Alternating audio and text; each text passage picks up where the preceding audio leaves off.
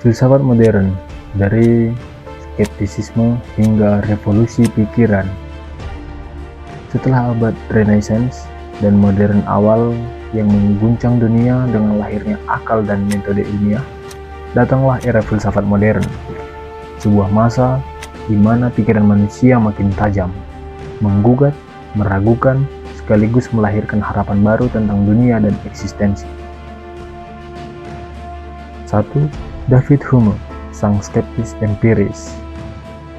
Di Skotlandia, lahir filsuf yang membawa skeptisisme ke puncak baru, David Hume. David Hume mempertanyakan, bisakah kita benar-benar yakin pada pengetahuan yang kita dapat?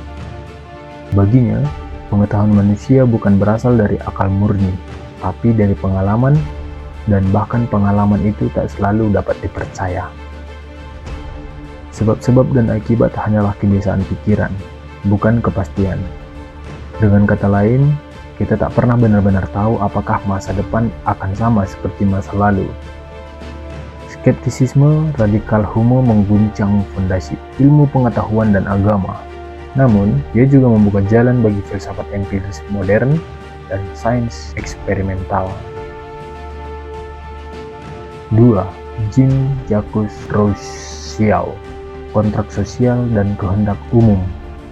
Tidak jauh dari sana, Jean-Jacques Rousseau membawa suara baru untuk politik dan masyarakat. Ia berkata bahwa manusia pada asalnya baik dan bebas. Namun, peradaban dan kepemilikan pribadi mengikat dan merusak kebebasan itu. Dalam bukunya The Social Contract, Rousseau memperkenalkan gagasan manusia dilahirkan bebas, namun di mana-mana dia dalam belenggu. Solusinya, kita harus membentuk kontrak sosial, perjanjian bersama untuk hidup dalam kehendak umum, di mana semua orang tunduk pada hukum yang mereka buat sendiri. Rousseau menegaskan, kebebasan sejati bukanlah kebebasan pribadi semata, tapi kebebasan dalam komunitas yang adil. 3. Immanuel Kant, sang pengkritik akal. Lalu datang Immanuel Kant, filsuf Jerman yang menentang semua pemikir sebelumnya. Ia bertanya, bagaimana mungkin kita bisa mengetahui sesuatu? Apa batas akal manusia? Dalam karyanya, Critique of Pure Reason, Kant menyatakan pengetahuan bukan hanya datang dari pengalaman, tapi juga ada struktur bawaan dalam pikiran yang membentuk pengalaman itu. Dan soal moralitas, Kant mengajarkan etika deontologis. Tindakan harus didasarkan pada kewajiban dan prinsip universal, bukan sekedar hasil atau konsekuensi.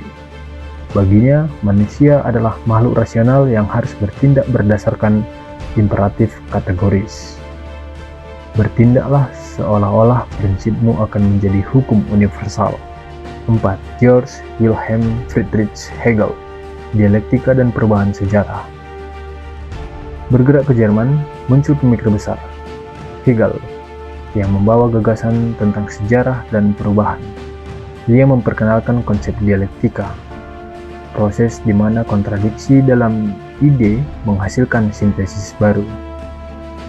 Dunia dan sejarah bukan statis, tapi bergerak melalui konflik antara tesis dan antitesis, hingga mencapai pemahaman baru.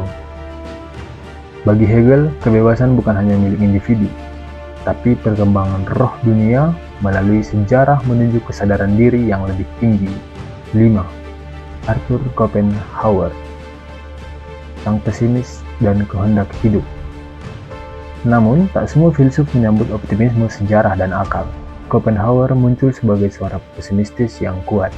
Baginya, dunia didorong oleh kehendak hidup yang buta dan tak pernah puas.